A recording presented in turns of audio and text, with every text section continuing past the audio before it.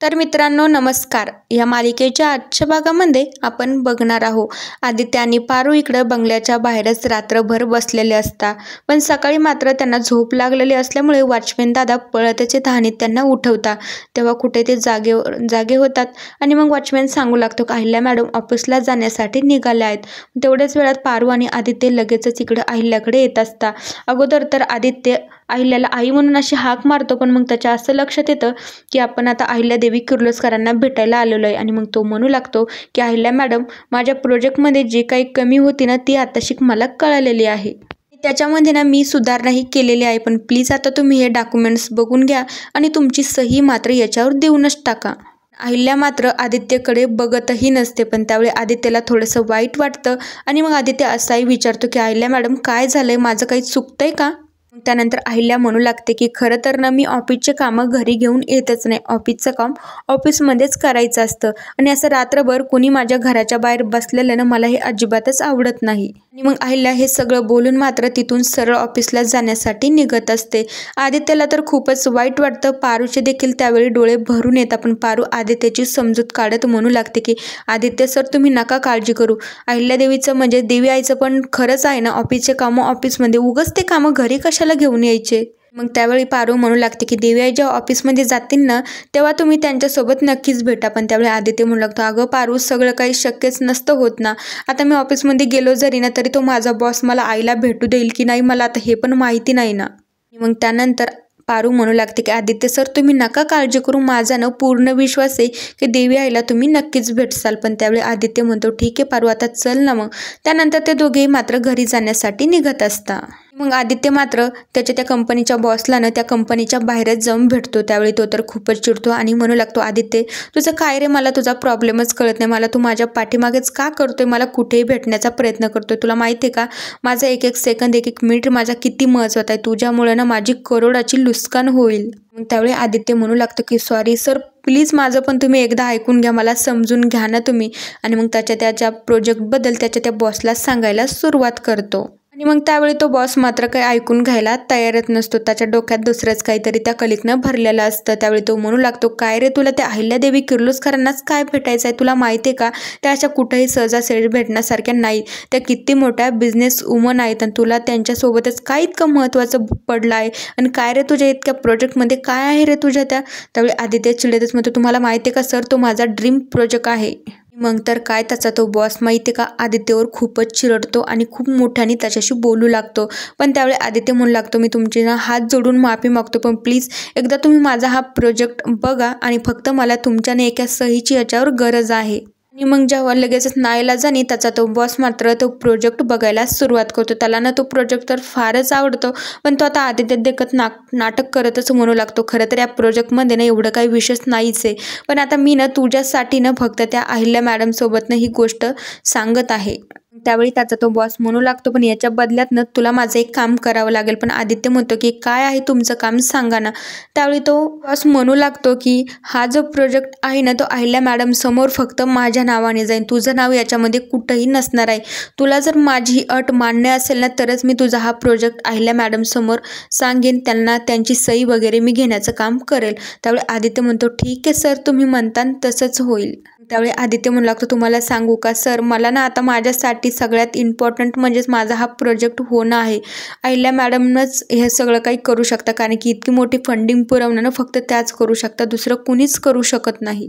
मग त्याचा तो बॉस तर खूपच खुश होतो आणि मग आदित्यकडून ती फाईल घेतो आणि त्याला गाडीच्या खाली उतरायला सांगतो. दुसरीकडे ऑफिसमध्ये अहिल्या देखील आलेली असते. आदित्यचा बॉस देखील तिथेच असतो. तो अहिल्यासमोर मात्र तो आदित्यचाच प्रोजेक्ट, पण त्यांनी त्याचे सगळं काही नावामध्ये बदल करून त्याचा प्रोजेक्ट म्हणून तो अहिल्याला कन्व्हिन्स करत असतो, तिला सांगत असतो. आदित्य देखील हे सगळं काही बघण्यासाठी तिथेच उभा राहतो. आदित्यचा बॉस सांगू लागतो की काल हा मुलगा आपल्यासमोर एक प्रोजेक्ट मांडला होता, पण त्याच्यामध्ये ना त्याची छोटीशी चूक होती. तो माझ्याकडे आला, माझ्यासमोर हातपाय जोडून मला म्हणू लागला की प्लीज माझी तुम्ही मदत करा. आणि मग त्यानंतर मी त्याच्या प्रोजेक्टमधली ना ती चूक शोधून काढली आणि आता तुम्ही बघून घ्या की या प्रोजेक्टमध्ये काही आता चुकीचं आहे का. मग त्यानंतर तो आदित्यचा बॉस असाही म्हणतो, मला असं वाटते तुम्ही जर या प्रोजेक्टला फंडिंग केली ना तर खूपच चांगली गोष्ट होईल.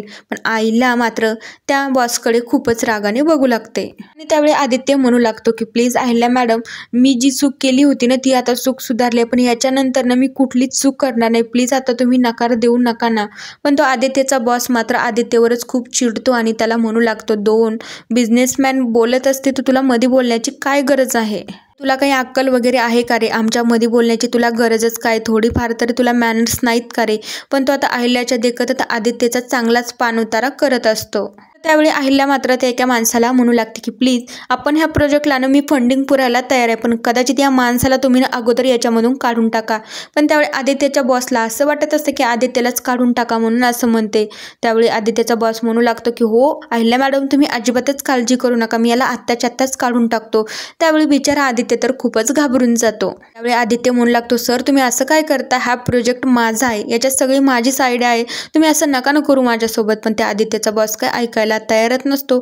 आदित्यला तिथून जायला तो सांगत असतो. मग त्यावेळी तो अहिल्यासोबत असणाराच एक व्यक्ती म्हणू लागतो की प्लीज आदित्य तू कुठेही जाऊ नको, कारण की अहिल्या मॅडमने सांगितलंय तुला नाही काढून टाकलं या प्रोजेक्टमधून तर यांना काढून टाकलाय. आणि मग तो आदित्यचा बॉस खाली मान घालूनच शांत राहतो. त्यावेळी तो अहिल्यासोबत आलेला एक माणूस तो म्हणू लागतो की त्यांना सगळं काही माहिती, ही आयडिया वगैरे आदित्यचीच आहे आणि तो प्रोजेक्टही त्याचाच आहे. आणि मग त्यानंतर आदित्य असं म्हणतो की अहिल्या मॅडम प्लीज तुम्ही यांना माझ्या प्रोजेक्टमधून काढून टाकू नका, कारण यांनी ना माझ्या पडत्या काळामध्ये मला खूप मदत केली आहे. त्यावेळी अहिल्या म्हणते ठीक आहे, आणि परत एकदा त्या आदित्यच्या बॉसला त्या प्रोजेक्टमध्ये घेत असते. त्यांना सही वगैरे करून अप्रुव्हल वगैरे देऊन ती तिथनं निघून जात असते. त्यानंतर तो आदित्यचा बॉस तर एकसारखा आदित्यकडेच बघतच राहतो. त्यानंतर आदित्य तर काय घरी एवढा खुश होऊन येतो, नाचतच येत असतो. त्यावेळी पारू म्हणू लागते, आदित्य सर काय झालं, एवढ्या आनंदात का दिसतंय आज, तुमचं काम जे होतं ते झालंय का. त्यावेळी आदित्य म्हणू लागतो हो. पारूला तर तो डायरेक्टली उचलून घेतो आणि नाचूच लागतो. म्हणू लागतो, पारू खरं तर ना आईनं आज माझ्या प्रोजेक्टला ना अप्रुव्हल दिलं आहे. त्यानंतर आदित्य म्हणू लागतो की पारू तू म्हणली ना तसंच झालं, आई मला भेटलीही, आता फायनली माझा ड्रीम प्रोजेक्ट ना पूर्ण होणार आहे. आणि हे सगळं ऐकून पारूचाही आनंद देखील गगनात मावेनासा होत असतो. मग त्यानंतर आदित्य जो काय घडलेला सगळा प्रकार पारूला सांगू लागतो. पारूही मात्र देवाचे आभार मानू लागते. त्यावेळी आदित्य म्हणू लागतो की पारू आता तू ना तुझ्या अभ्यासाकडे लक्ष दे आणि मी माझ्या प्रोजेक्टकडे लक्ष देऊ. आपण ना आईबाबाचं नाव ना खूप मोठं करायचं आणि त्यांना दाखवून द्यायचं की त्यांचे संस्कार आपल्यावर आहेत. आणि त्यावेळी पारू आनंदातच हो म्हणत असते. मग त्यावेळी आदित्य आनंदातच म्हणू लागतो की पारू आजचा सगळा स्वयंपाक ना मीच बनवणार आहे, तू अजिबात स्वयंपाकामध्ये ना आज माझी मदत करायची नाही, आज फक्त तू मी जे बनवलं ना ते फक्त तू चुपचाप खायचं आहे. त्यावेळी पारू तर आनंदातच हो म्हणते.